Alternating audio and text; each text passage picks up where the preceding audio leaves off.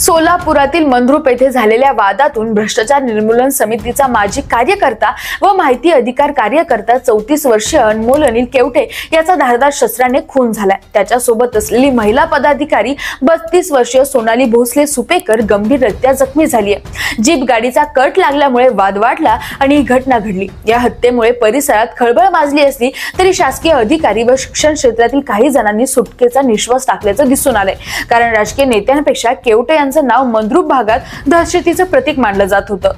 भ्रष्टाचार निर्मूलन संघर्ष समितीच्या लेटर पॅड वरून त्यांनी शिक्षक, शिक्षण संस्था, सरकारी कर्मचारी, पोलीस आदींविरोधात शेकडो तक्रारी दाखल केल्या होत्या आणि त्या सातत्याने पाठपुरावा करत होते। त्यांच्या या आक्रमक भूमिकेमुळे अनेक शासकीय कर्मचाऱ्यांमध्ये भीतीचं वातावरण होतं।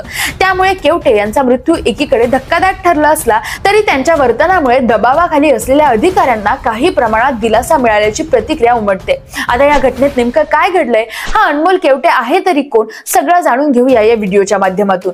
अनमोल केवटे आणि सोनाली भोसले बुधवारी अखिल भारतीय भ्रष्टाचार निर्मूलन संघर्ष समितीच्या लातूर येथील बैठकीसाठी गेले होते।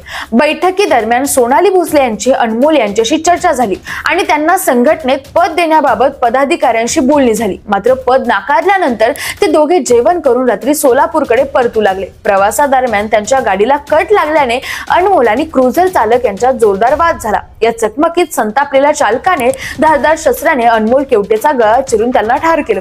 तसेच सोनाली भोसले यांच्यावरही वार करून पाठीत आणि नंतर पोटात गंभीर जखमा केल्या। घटनेनंतर सोनालीला तातडीने रुग्णालयात हलवण्यात आलं असून सध्या लातूरच्या शासकीय रुग्णालयात त्यांच्यावर उपचार सुरू आहेत। या दुर्दैवी घटनेमुळे परिसरात भीतीचं वातावरण निर्माण झालं असून समितीच्या कार्यकर्त्यांमध्ये मोठी खळबळ माजली आहे। पण मंडळी, ज्या अनमोल केवटेचा खून झालाय त्याच्यावर बरेच गंभीर गुन्हे देखील दाखल आहेत। त्याच्यावर सोलापूर पोलीस आयुक्तालयाने तडीपारची कारवाई केली होती। तरी देखील तडीपार असूनही तो सोलापूर शहर आणि मंद्रुप परिसरात निर्धास्तपणे वावरत होता। फौजदार चावडी पोलीस ठाण्यात त्याच्या विरोधात गंभीर स्वरूपाचा गुन्हा नोंदवण्यात आला होता। त्यानंतर त्याच्यावर हद्दपारीची औपचारिक कारवाई करण्यात आली। सोलापूर आणि धाराशिव जिल्ह्यात प्रवेश बंदीची कारवाई सुद्धा त्याच्यावर झाली होती। त्यानंतर सुद्धा अनमोल केवटे नियम धाब्यावर बसवत खुलेपणाने सोलापूर जिल्ह्यात फिरत राहिला होता।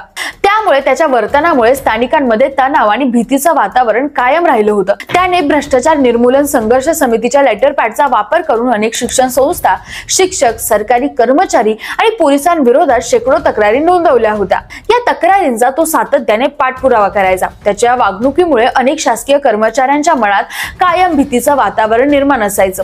एखाद्या मुद्द्याला तो धरून तक्रार दाखल करायचा आणि नंतर त्यावर कार्यवाही करण्यासाठी संबंधित अधिकाऱ्यांना दबाव आणायचा, असा त्याचा पद्धतशीर पवित्रा होता। त्यामुळे त्याच्या नावानेच अनेक जण दडपणाखाली जगत होते।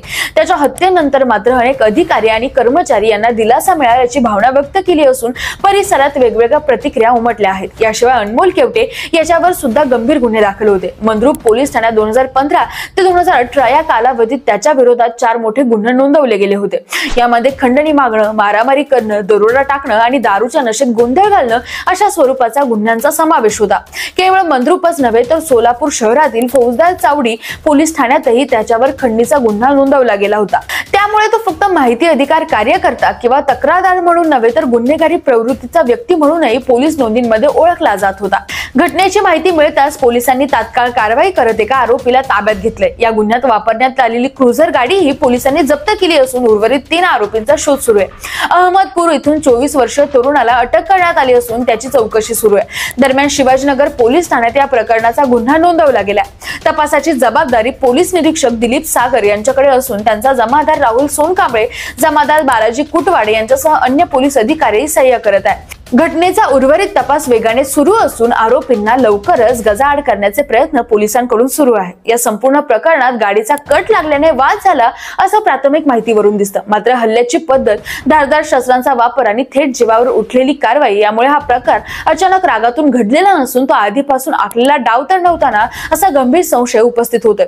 पोलीस तपासातून यामागील खरा हेतू आणि कटाचा उलगडा होणं अत्यंत महत्त्वाचं ठरणार आहे। सध्या आरोपींचा शोध सुरू असून तपासाच्या पुढील टप्प्यात अनेक धक्कादायक बाबी समोर येण्याची शक्यता नाकारता येत नाही। या घटनेनं केवळ मंद्रुप परिसरच नव्हे तर संपूर्ण सोलापूर जिल्हा हादरला असून लोकांमध्ये भीती आणि अस्वस्थता पसरली आहे।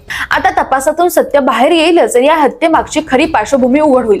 बाकी तुमचं यावर काय मत आहे कमेंट करून नक्की सांगा आणि सोबतच मराठी मंडळीला सबस्क्राइब करायला विसरू नका। धन्यवाद।